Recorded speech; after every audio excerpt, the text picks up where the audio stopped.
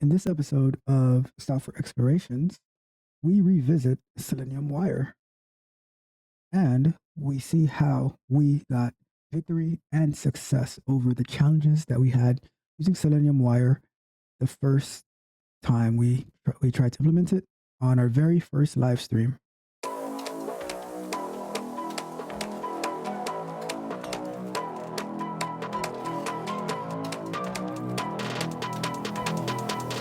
If you want more software engineering and industry-based content with an exciting and dramatic twist to it, be sure to hit the subscribe button to Tech Coach Ralph to be notified for new videos.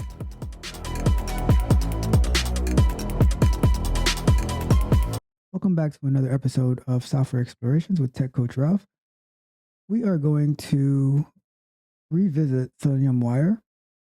So over the past few weeks, after we did our first live stream, when we were trying to configure Selenium-Wire to work with the remote driver, and we were unsuccessful, I continued to work on it, to explore it, to test the different configurations, to see what we were doing wrong, to see what was going right, and I was able to figure it out.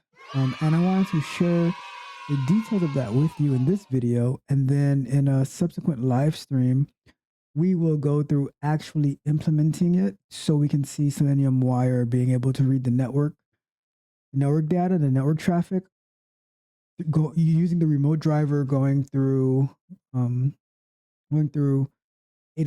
device farm and using an AWS EC2 instance. So let's get started to see what happened. All right, so we have our project where we started last time, but this time it's Selenium-Wire revisited. And we're going to revisit to see what was the problem and how we were able to configure it to get it to work now. So let's go over a brief summary of what Selenium-Wire is so we can just have the context. It's a quick refresh, right? It says Selenium-Wire extends Selenium's Python bindings to give you access to the underlying requests made by the browser. You author your code in the same way as you do with Selenium, but you get extra APIs for inspecting requests and responses and making changes to them on the fly. And what that essentially means is that you have all the things that go on in the back when Selenium is navigating through a site. So let's say you want to go to yahoo.com, right? And you type in yahoo.com, there's tons of things that's happening in the background where it's pulling data from other sources, where it's loading images and all of that. Generally, what Selenium would just see is what the browser shows is what's in the HTML and what's printed on the page. So you can look through the source code, and you can of course find the text on the page, click on stuff via XPath, CSS selector, IDs, all of that, right? However, we do sometimes need access to the network, like the network traffic, for whatever reason it may be, right? And that's where Selenium-Wire comes in handy.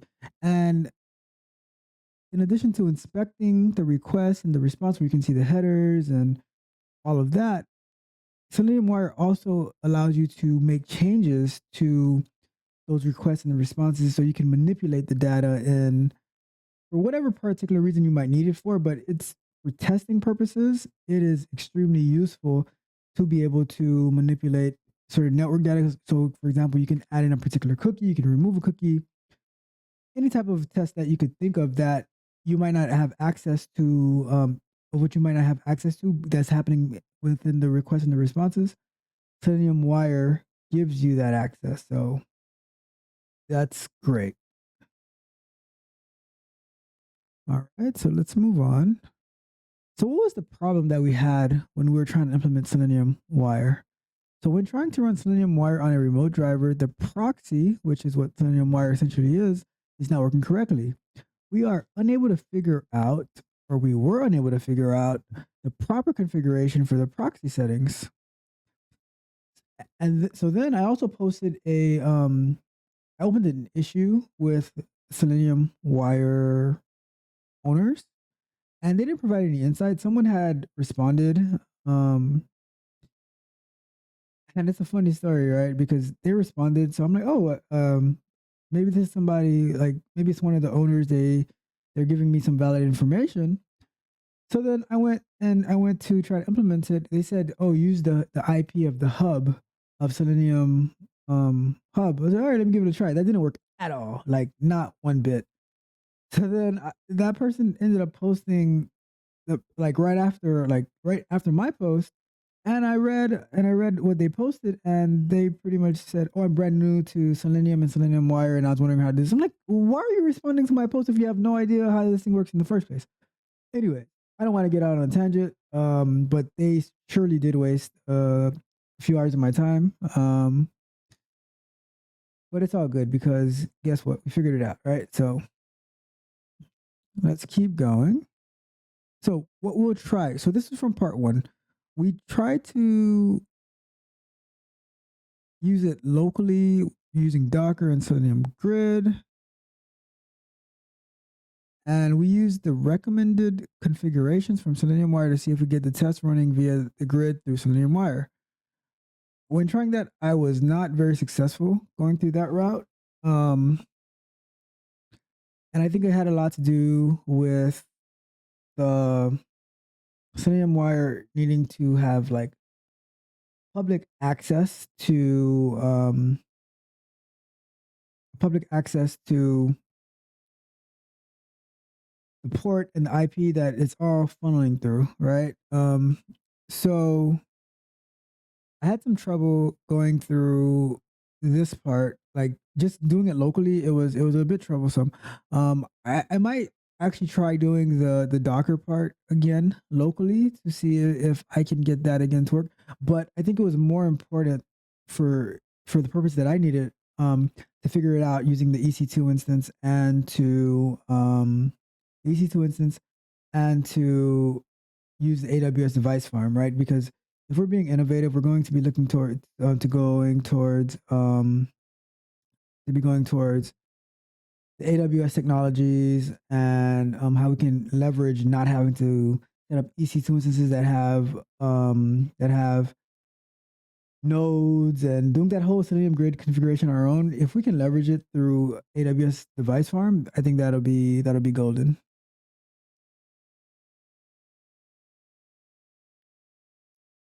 So what we discovered. So this is where we start getting some details of what actually worked for configuring Selenium-Wire. Okay, so in this in the documentation, it says that the host machine running Selenium-Wire that's the one that you need to have the IP address of, and it needs to be public, right? So I didn't really understand what they meant by like and the way they said it was where Selenium-Wire is running, right? I didn't really understand what they meant by where it's running because I wasn't sure if it's running on the hub, if it's running on the node.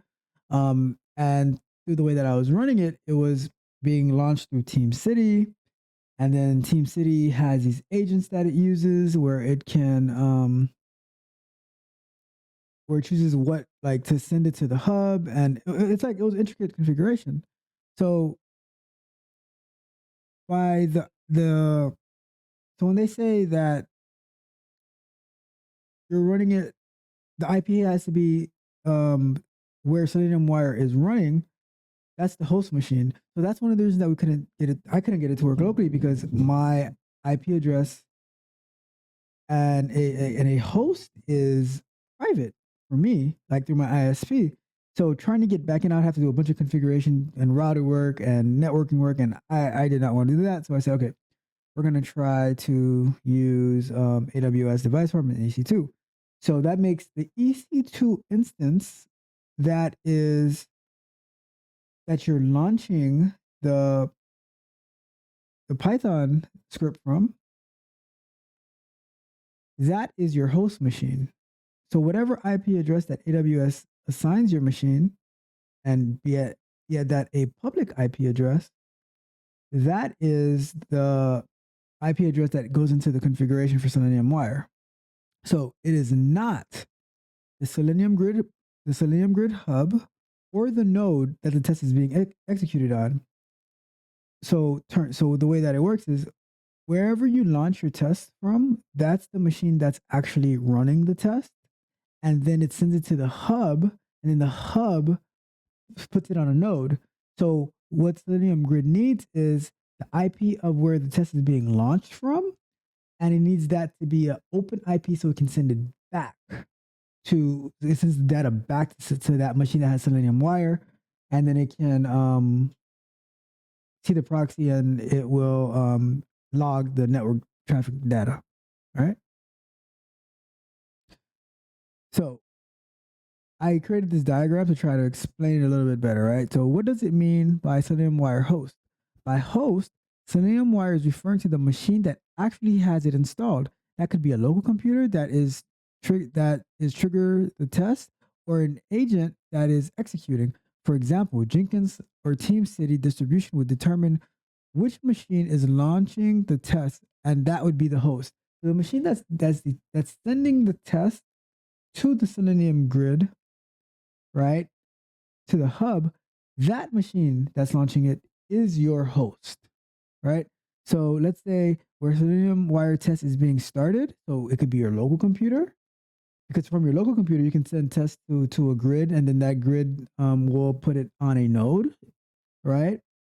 Or it can be a remote, like from TeamCity or Jenkins, where that agent is sending it to the hub, and then the hub is sending it to the node that it would run from. But that machine that is launching the test, that is the host machine. So the machine that is going to install Selenium-Wire. So when you do like a pip install Selenium-Wire, or the requirements that are installing it, the machine that's installing it on, that right there, my friend, is your host. So from the host, it sends it to Selenium Grid Hub, and then it sends it to the Selenium Grid node, and then that data that network data that it captures will send it back to the Selenium-Wire host, and that's why it needs that public IP with a port that is open and accessible to send that data back to.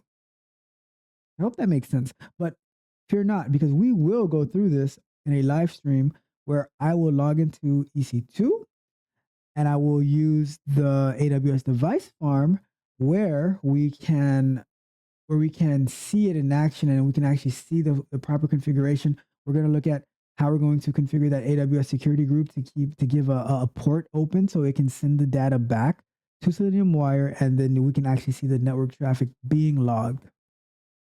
All right, so let's keep going with this.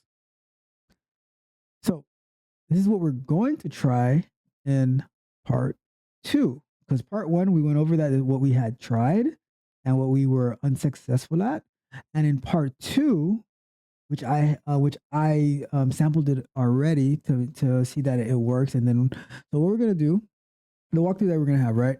We're gonna go to set up an AWS instance. We're gonna log into AWS, set up an EC2 instance, right? And then we're going to install Python on that EC2 instance, and then we're going to pull in a repository that uses Selenium-Wire, and I will put a link to GitHub of a simple test that uses Selenium-Wire.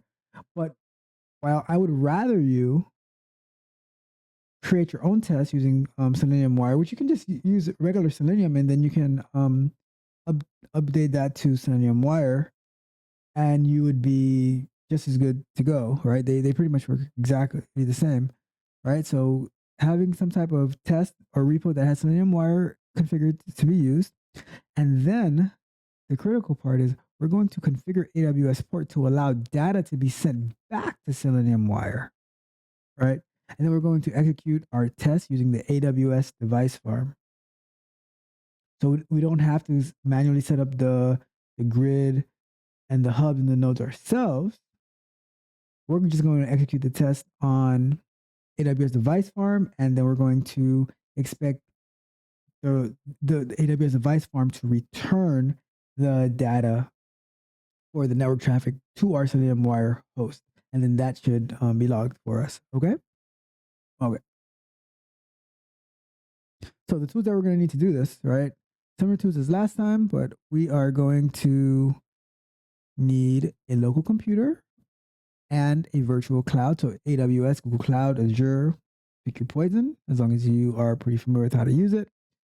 So in the original sense, we need a Docker installed locally, at least. We might do a separate live stream. I don't think we'll be able to pack it all in one to do that. And then we're going to need some automated tests that we can run through Selenium-Wire so we can get so we can verify that that traffic is coming back. So doing it locally, the steps that we would take would be for the local setup, install Selenium Grid, Docker image, update the test to use Selenium-Wire locally, and then run the test to see if data comes back to Selenium-Wire. Okay, so that would be the local test. Now the remote test, we are going to, so AWS EC2 should already be configured, right? There's going to be a link to the video at the top where you can go through how to set up AWS EC2. And then we're going to clone the repo with the automated test from GitHub onto our EC2 instance. Okay, so we have to make sure that it is installed on our EC2 instance, and so that we can pull it in from GitHub. Okay. The next thing is we're going to update our test to point to the grid location of the AWS device farm. Okay, so that way our test can use the AWS device farm.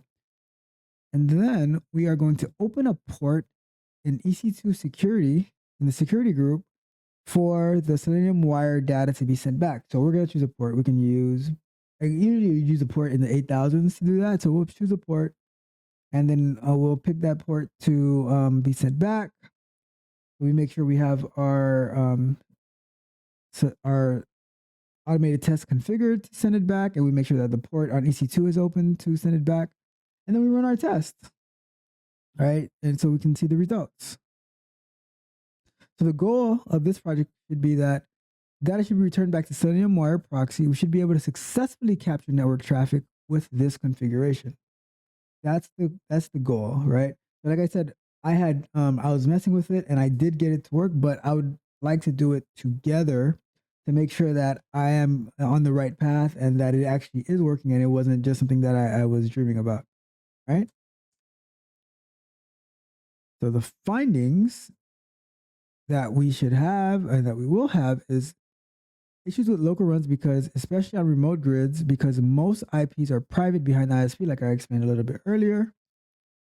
And what we found is on AWS, you will need to have a public IP and an open port in the security group so that the node running the test can send the info back to the proxy, right? So, and that's the biggest problem that we're having. We didn't know the IP address that should be set as the proxy. So when it was sending it back, it didn't know what to do and we weren't able to get it, right? So it says you need to configure the browser options to use the IP/host of the machine Selenium-Wire is installed on. So that would be the AWS instance. So configuring the browser options. So that would be like the driver. So, and we'll go through that we'll go through that live. And auto config in the options must be set to false. And why is it set to false? It's because we are going to customize. We're gonna set up our own implementation of the proxy, and there's gonna be some desired capabilities and Chrome actions or Chrome configurations, right? The Chrome options of how to configure it the right way so the proxy can be set correctly and the port is right, so then they can be able to do that cycle of communication. Because we had a communication failure previously, but now we should have resolved that communication issue and we should be on our way to capturing the network data through Selenium-Wire. So in conclusion, like I just said, we will set up this using AWS EC2 and AWS Device Farm. We're going to do that live. The repo with Selenium-Wire configuration will be made available prior to the live stream. So if you want to use my repo, you can download it. But I would highly encourage you to just find something to automate and use that through Selenium-Wire. Do that. All right. And then the last thing, if there's any comments or questions or concerns or if you feel there's another way that this can be done, like through the proxy configuration, like something that I'm getting wrong, by all means, let me know, because this is software explorations. I am learning with you, and I'm just sharing the information that I'm learning. And I would hope that you find this information valuable, because our goal is to learn and to build a community of QA engineers and software engineers that can work together to accomplish the greater goal of having amazing software. That's my goal, at least. So if you have any questions, comments, concerns, drop me a comment, send me an email, whatever it is that you want. And if you need a video to setting up the AWS EC2, I created a video for that where it does it walks you through AWS EC2 instance and Docker and installing Docker on the EC2 instance. That should be posted like right here or right there or somewhere, wherever it is. Click on that link and you can follow that walkthrough, so you can have your AWS EC2 configured. So it'll give you some details on setting up the security group as well. So by having that, once we actually get to the live stream, you'll be right there with me, so we can actually get a working implementation of Selenium-Wire, so we can show everyone that we are engineered to win. We don't lose. We don't let software hold us back. We forge a way around it. You got that? We were stuck, and we spent the time to figure out how to do it because this software was important to us. This package was important, and we needed to find a way to make it work. And that's why we spend the time exploring the software, so we can bring it back to the treasure, to our teams, to say that we have solved the issue and we can move forward and progress, whether it's testing, whether it's software engineering, whether it's QA engineering. We don't miss, we don't lose. All we do is win. And why is that? Why is all that we do is win? Is because we are engineered to win. There are no other options. And on that note, friends, until next time.